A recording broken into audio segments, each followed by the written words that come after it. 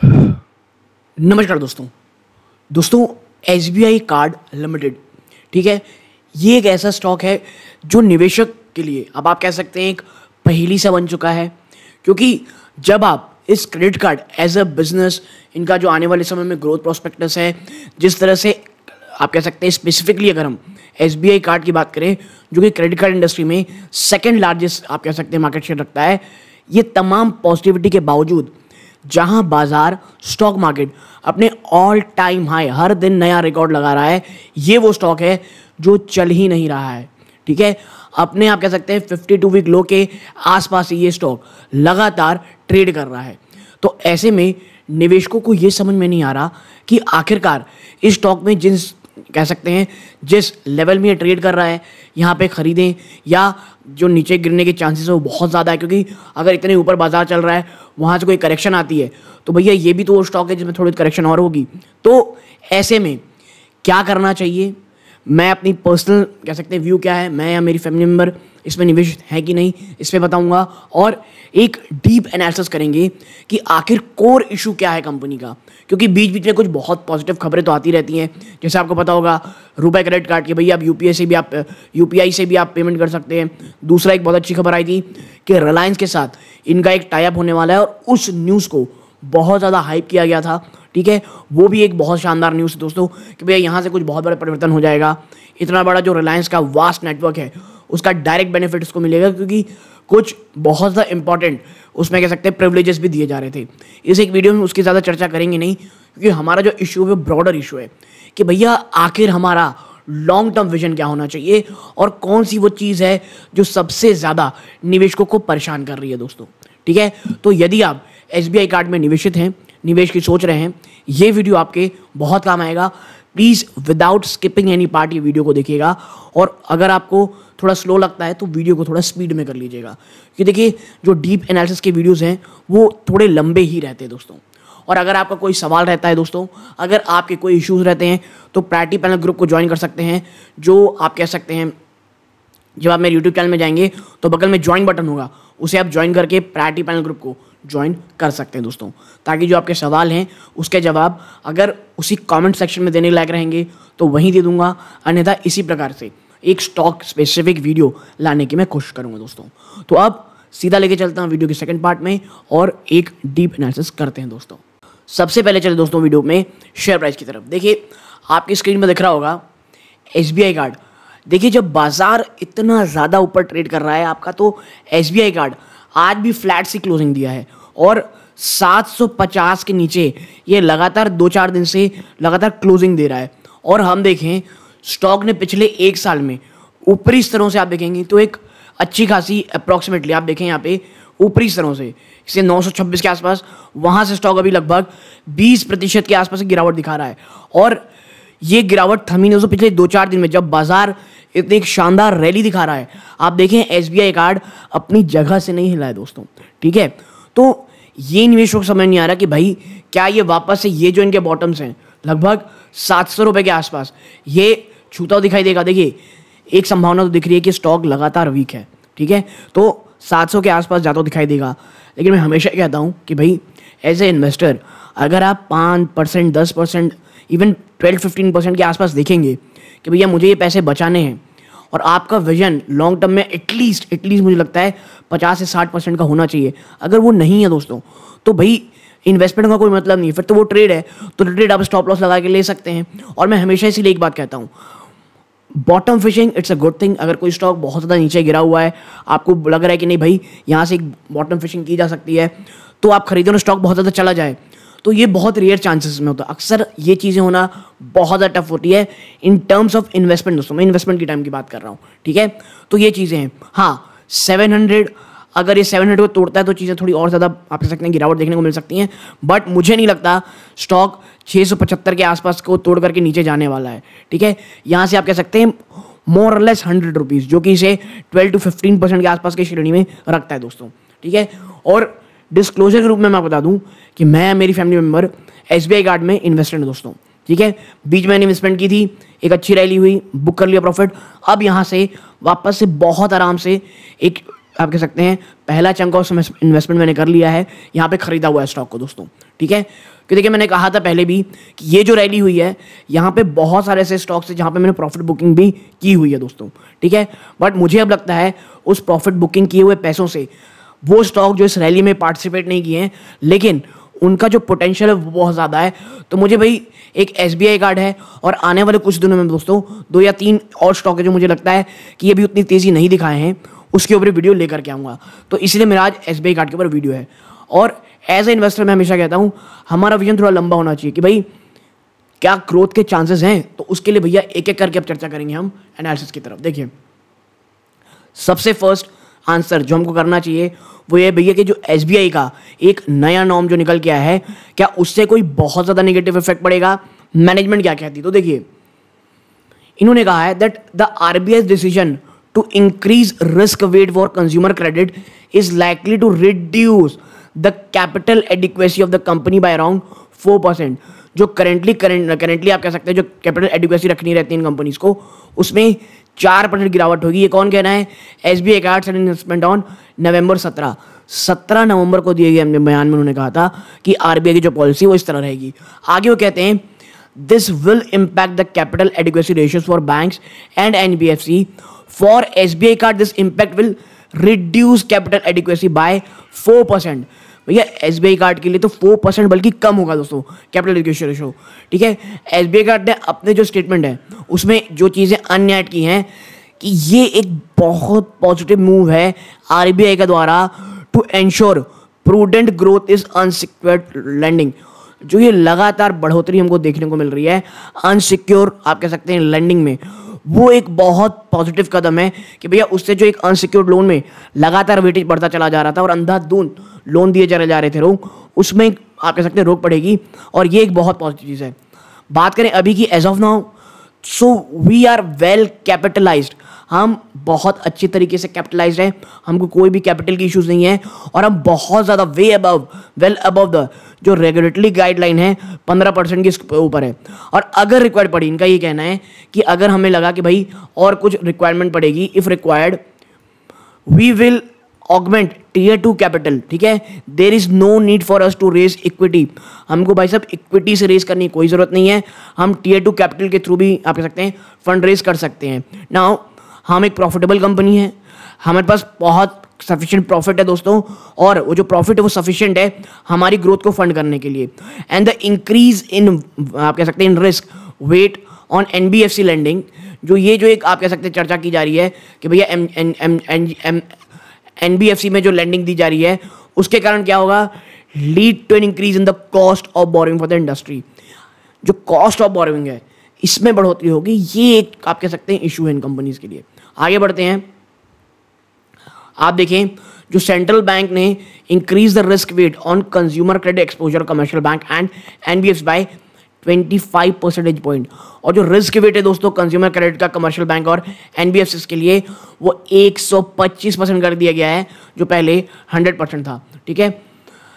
SBI card ने एक further add किया है भैया that it is a AAA rated company and has enough source and a diversified lender base. हमारे पास बहुत अच्छे सोर्स हैं और एक वेल डाइवर्सिफाइड हमारे पास लेंडर बेस है, यानी सिर्फ एक स्पेसिफिक सेक्शन को हमने लैंडिंग नहीं दी हुई है।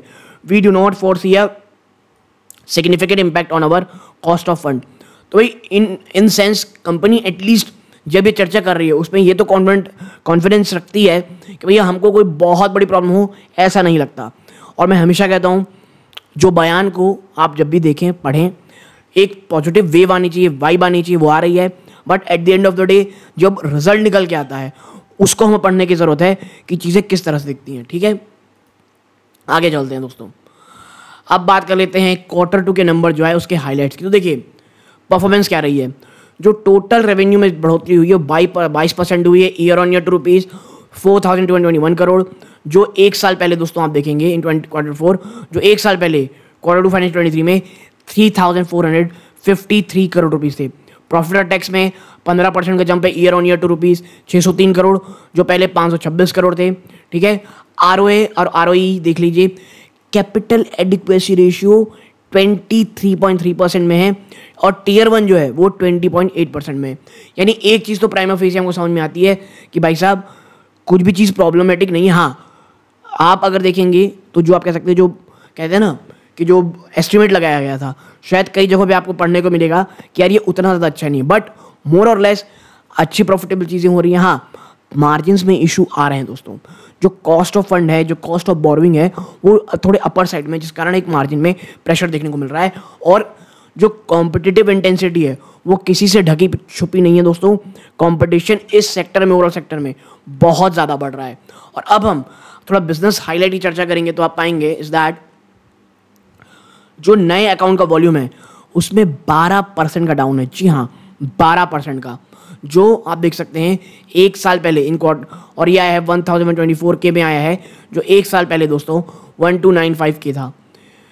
कार्ड इनफ्लोज जो आया है दोस्तों वो उसमें 21% जंप आया है। स्पेंडिंग जो आप देखेंगे उसमें 27% का जंप है स्पेंडिंग में, ईयर ऑन ईयर टू ₹79,164 करोड़, जो एक साल पहले मात्र 62,306 करोड़ था। जो रिसीवेबल्स हैं उसमें 19% का जंप है। Market share in card in force देखेंगे तो 19.2% में है। स्पेंडिंग में 18% में है दोस्तों, ठीक है। और कितने दोस्तों, 424। और जो मैंने पहले कही दोस्तों वो स्पेंडिंग में सेकंड नंबर में है, for both card in four और स्पेंडिंग इन द इंडस्ट्री, ठीक है। यानी स्पेंडिंग के मामले में एसबीआई कार्ड सेकंड नंबर में है दोस्तों, ठीक है। सो आई एम सॉरी जो मैंने पहले वक्तव्य दिया था। अब चलते हैं अन्य चीज़ों में, बात कर लेते हैं किस चीज़ की भाई, profit and loss account for the quarter. देखिए जो टोटल इनकम है उस पर 22% जंप आया दोस्तों, एट ₹4,221 करोड़, जो एक साल पहले 3,453 करोड़ रुपीज़ था, ठीक है। And this movement was the result of the following की फैक्टर। क्यों? इंटरेस्ट इनकम में जंप देखने को मिली है 28% की दोस्तों। फीस और कमीशन इनकम में इंक्रीजमेंट देखने को मिल रही है 23% की, एट ₹1,974 करोड़। यानी जो इंटरेस्ट इनकम है उसमें बढ़ोतरी हुई है। और दूसरी चीज़ दोस्तों वो फीस और कमीशन इनकम में इंक्रीज हुई है, विच इज़ ग्रेट। लेकिन भाई साहब जो फाइनेंस कॉस्ट है ना उसमें बढ़ोतरी 64% हुई है। मैंने हमेशा कहा है जिस तरह से आप कह सकते हैं इंटरेस्ट रेट हाई चल रहे हैं इन ओवरऑल कंपनीज के लिए, अब जो फाइनेंस कॉस्ट है वो एक सरदर्द बन गया है। और यही कारण है फाइनेंस कॉस्ट भाई साहब 64% जंप दिखाया है, एट ₹605 करोड़, जो पहले मात्र 368 करोड़ रुपीज़ था। टोटल ऑपरेटिंग कॉस्ट में भी 13% का जंप आया है। जो earning before credit cost increase हुई है इसमें 24% का जंप है। यानी आप देखें तो जो फंक्शनल बेसिस है उसमें चीज़ें काफ़ी पॉजिटिव नजर आ रही हैं, लेकिन फाइनेंस कॉस्ट ने ओवरऑल जो स्ट्रक्चर है उसमें बड़ा दबाव दिखाया है, ठीक है। अब थोड़ा नीचे चलते हैं दोस्तों, आप देखें तो हम प्रॉफिट आफ्टर टैक्स में 15% का जंप है, ₹608। Profit and loss account for half year ended on financial for year September 30। अब हाफ ईयर में अगर आप चर्चा करना चाहते हैं तो ये चीज़ें हैं दोस्तों, मैं पॉज करके रख देता हूँ, आप इसे आराम से अच्छे तरीके से पढ़ना चाहते हैं तो पढ़ सकते हैं, बट मोर और लेस हमको यहाँ से जो भी चीज़ें डिकोड करनी थी हमने कर ली हैं दोस्तों, ठीक है। नीचे चलते हैं, देखिए बैलेंस शीट की अगर चर्चा करें जो September 30 में रही है, तो total balance sheet size of September 30 at ₹50,388 करोड़, जो एक साल पहले दोस्तों कितनी थी, 45,546 करोड़। यानी 10% से आपको थोड़ा सा ज़्यादा जंप देखने को मिल रहा है। जो टोटल ग्रॉस एडवांसेस यानी क्रेडिट कार्ड रिसीवेबल्स आप देखेंगे तो ये इस बार 45,078 करोड़ में है। नेट वर्थ देखेंगे एज ऑफ September 30 तो ये 11,130 करोड़ में आया है, जो पहले 9,902 करोड़ रुपीज़ में था, ठीक है। अब चलते हैं आगे, जब दोस्तों आप पाएंगे यहाँ पे दैट एक और प्रॉब्लम का सबब जो एसबीआई कार्ड ही नहीं तमाम क्रेडिट कार्ड इंडस्ट्रीज़ के लिए और एनबीएफसीज के लिए कहा यह जा रहा है आने वाले समय में एक सिरदर्द रहेगा, और वो है भाई साहब ये क्या है, एसेट क्वालिटी। तो जो ग्रॉस एनपीआई है दोस्तों वह है 2.43% में of gross advances of September 30, 2023, जो पहले 2.35 में था। और यही चीज़ इस बार के रिजल्ट में बाजार को बिल्कुल भी अच्छी नहीं लगी दोस्तों। जो नेट नॉन परफॉर्मिंग एसेट है वो 0.89 में आया है, जो आप कह सकते हैं पहले 0.87 में था। यानी चाहे वो आप ग्रॉस के लीजिए या नेट के लीजिए, दोनों ही एनपीएस में बढ़ोतरी है। और मैं हमेशा कहता हूँ रिजल्ट थोड़ा बहुत ऊपर नीचे चल जाता है दोस्तों, बट एनपीए का ऐसा इशू है जो बाजार को बहुत ज़्यादा डराता है। बात करें कैपिटल एडिक्वेसी रेशियो की, तो जो एडिक्वेसी नॉर्म्स है दोस्तों आरबीआई ने रिलीज किए हैं, उसके हिसाब से company's capital to risk ratio consisting of tier 1 tier 2 capital should not be less than 15% of it aggregators risk weighted asset on balance sheet and not risk adjustment. यानी आप कह सकते हैं भैया आरबीआई की पॉलिसी हिसाब से टीयर 2 और टीयर 1 जो कैपिटल है वो लगभग 15% से कम नहीं होना चाहिए। और बात करें सितंबर 30 की, तो कंपनी की CRR जो है वो 23.3% रही है, जो पहले 23.1% में थी। Tier 1 capital in respect of NBFC and NDS1 में देखेंगे तो at any point can't be less than 10%, और कंपनी के जो टीयर 1 कैपिटल है वो लगभग 20.8% में थी। यानी हर एक नॉर्म से, हर एक क्षेत्र में कंपनी अभी अपने आप को नॉर्म्स के, आरबीआई की जो नॉर्म्स है उसकी देखेंगे तो काफ़ी ज़्यादा मजबूत है दोस्तों, ठीक है, विच इज़ ग्रेट। अब बहुत इंपॉर्टेंट चीज़ शुरू होती है, वो है इंपॉर्टेंट पॉइंट दोस्तों, जैसे investor as a long term investor आपके दिमाग में होनी चाहिए। वो क्या है दोस्तों, देखें, मार्केट शेयर लॉस एक्सिलरेट्स, ठीक है, जो मार्केट शेयर लॉस है वो लगातार बढ़ता चला जा रहा है दोस्तों। जी हाँ, कैसे? मार्केट शेयर लॉस, मार्जिन वो भी लगातार स्लिप हो रही है क्वार्टर ऑन क्वार्टर, और जो CUF है दोस्तों उसमें भी बढ़ोतरी देखने को मिल रही है, ठीक है। क्या है ये भैया, देखिए, तो जो नया क्रेडिट कार्ड एडिशन है वो थोड़ा मॉडरेट हुआ है, जो 1.1 मिलियन था, जो आया है 1.1 मिलियन, और एक साल पहले ये 1.2 मिलियन था, और partial to the base effect as well as the devaluation of the cashback card from May 23। और ये जो कैशबैक कार्ड की डीवैल्यूएशन हुई है उसके कारण भी जो एक बहुत अच्छा मोमेंटम था कई कार्ड्स को लेकर के, वो कम हुआ है, जिसका जो इम्पैक्ट अब विजिबल हो रहा है दोस्तों एज एक्सपेक्टेड। आगे बढ़ें, the card drop rate has escalated by 251% of the new card adds. यानी भाई साहब जो नए कार्ड लगातार ऐड हो रहे हैं, जो नए कार्ड जो कार्ड्स को छोड़ा जा रहा है उसमें आप देखेंगे तो 51% आया है of the new card with the mid 40s range earlier, जो पहले मात्र 40 की रेंज में रहती थी वो बढ़ के 51% में हो गई है। तो आप समझ रहे होंगे इशू क्या दिख रहा है आपको, ठीक है। CIF कस्टमर आइडेंटिफिकेशन फाइल देखेंगे, उसमें बढ़ोतरी हुई है 21% की year on year to 17.9%, while जो स्पेंडिंग है, ग्रोथ में जो स्पेंडिंग है उसमें 25.5% जम हुआ है ईयर ऑन ईयर, ठीक है। बट SBI कार्ड ने क्वार्टर ऑन क्वार्टर बेस पे मार्केट शेयर लॉस किया है CIF और खर्चों में, ठीक है, जो 19.2% में आए हैं और स्पेंडिंग में 7.9% में आया है, जो पहले 19.7 और 18.2 था अपने पीक मार्च 2023 में, ठीक है। इसके पीछे का कारण क्या है, तो देखिए इसका कारण भी दिया गया है, क्या है हम यहाँ देखते हैं, आप देखें जो इसका मेन कारण जो हमें यहाँ चर्चा की गई है दोस्तों, owing to its own slower growth along with aggressive growth by some peer। देखिए SBI कार्ड जिस प्रकार की आप कह सकते हैं इगरनेस, जिस प्रकार की भूख होनी चाहिए वो कमी देखने को मिली ग्रोथ को लेकर के, जबकि जो इनके पीयर्स हैं जिसमें कौन आता है दोस्तों, HDFC bank, axis bank, Kotak Mahindra bank, इसमें बहुत ज़्यादा ग्रोथ की आप कह सकते हैं भूख दिखी है इन लोगों को। रिसीवेबल में जो ग्रोथ देखने को मिल रही है वो और भी ज़्यादा लोअर है एट 19% ईयर ऑन ईयर और 4% क्वार्टर क्वार्टर, और जो रिवॉल्वेबल शेयर है दोस्तों वो भी 24% में रहा है। आप इतना ही नहीं, जो एक और बहुत बड़ा सिरदर्द है दोस्तों निवेशकों के लिए वो है NIM, net interest margin slip हुई है एक बार फिर से 20 बेसिस पॉइंट की टू 11.3%, ठीक है। आप देखें, और राइजिंग कॉस्ट ऑफ फाइनेंस, ये लगातार जो कॉस्ट ऑफ फाइनेंस दोस्तों बढ़ता चला जा रहा है ना, वो बहुत बड़ा सिरदर्द निकल के आया है आपके निम यानी नेट इंटरेस्ट मार्जिन के लिए। आगे बढ़ेंगे, मैनेजमेंट एक्सपेक्ट कर रही है कि जो बिजनेस से ग्रोथ पिकअप करेगा as well as margin as the pace of cost of finance rise moderate. ये जो COF में आप जब कमी देखने को मिलेगी तो कंपनी ये कह रही है कि हमारा जो फाइनेंस कॉस्ट है उस पर भी कमी आएगी और जो ओवरऑल मार्जिन है वो हमारे बढ़ेंगे, ठीक है। आगे बढ़ते हैं, स्ट्रेस कम्स बैक टू हॉर्न the card industry as well as SBIC। भाई साहब जो स्ट्रेस था ना जो बैलेंस शीट में वो वापस से डराने आ रहा है, सिर्फ SBI कार्ड को नहीं ओवरऑल इंडस्ट्री को।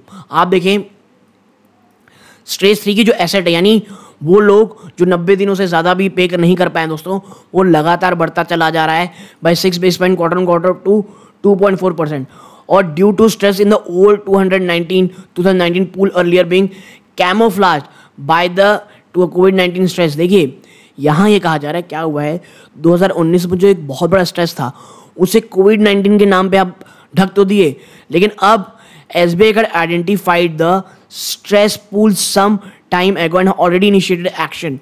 Thus, SBIC expect asset fallout and hence the जो provision और charge offs are likely to be limited in half to. But we conservatively built in a higher and charge off rate over financial 24-26 के अंत तक, factoring in the rising macro disruption and expected rise in revolver rate, typically prone to asset quality risk. ठीक है यार, देखिए इस पर हम ज़्यादा टेक्निकल में जाएं उसके बजाय एक चीज़ समझ लीजिए. कंपनी ये कह रही है कि हमें पता है कि कुछ चीज़ें प्रॉब्लमेटिक है और कंपनी इसके ऊपर एक्शन भी ले रही है, और यही कारण जो सेकेंड हाफ होने वाला है उससे कोई बहुत ज़्यादा एक्सपेक्टेशन मत रखिएगा. ठीक है, और कुछ चीज़ें हैं जो NPA और जो आने वाले समय में निवेशकों को थोड़ा डरा सकती हैं, और इसीलिए मैं कहूँगा आने वाले समय में Q3 Q4 ये जो चीज़ें हैं ना, यहाँ पर हर कोई एक चीज़ देखेगा और वो है ये NPA, नॉन परफॉर्मिंग एसेट, इसको देखेगा. अगर आपको मैं बता दूं, अगर आप इसमें निवेशित हैं तो भैया दिसंबर क्वार्टर के रिजल्ट से पहले एक चीज़ ध्यान में रखिएगा. अगर दिसंबर क्वार्टर के नंबर्स में आपको NPA में स्ट्रेस बढ़ता दिखाई दिया तो यकीन मानिए एक बड़ी गिरावट आपके शेयर प्राइस में इंतजार कर रही होगी, भले ही नंबर्स ग्रोथ फ्रंट में बहुत अच्छे आ गए दोस्तों. ठीक है, और इसीलिए आप देख रहे हैं कि जो अपसाइड है वो बड़ी, आप कह सकते हैं थोड़ी सी बंद सी दिख रही है, वैल्यूएशन एंड व्यू. तो देखिए SBI कार्ड ने अपनी पोजीशन को स्ट्रेंथन किया है, मजबूत किया है, इसमें कहीं कोई दो राय नहीं है. ये सेकंड लार्जेस्ट प्लेयर दोस्तों कंट्री का with market share of 19.2% in outstanding card और 17.9% इन ओवरऑल स्पेंडिंग. दोस्तों इसका बहुत ही शानदार बेस है दोस्तों ऑफ 17.9 मिलियन लोगों का, यानी लगभग 1,79,00,000 लोग इतने इनके क्रेडिट कार्ड यूज करते हैं. The company is also the market leader in terms of open market sourcing, is the largest co branded card issuer in India, और ये भारत देश की सबसे बड़ी को ब्रांडेड कार्ड इश्योर है इंडिया में. यानी कहीं भी ना दोस्तों ग्रोथ के इश्यूज यहाँ पे है ही नहीं इस कंपनी में. जिसके पास SBI जैसी बैंक हो उसको कहाँ से ग्रोथ के इश्यूज होंगे. प्रॉब्लम है इनकी NPAs, इनके मार्जिन, कॉस्ट ऑफ फाइनेंस, ठीक है, या कॉस्ट ऑफ फंड्स कह लीजिए आप, फाइनेंस के बजाय कॉस्ट ऑफ फंड्स, ये इनके बहुत बड़े इश्यूज हैं. ठीक है, आगे बढ़ते हैं. SBI card has access to the parent SBI's vast number of branches and customer base along with strong open market source capability with robust distribution group and in general it is well placed to capitalize on growth.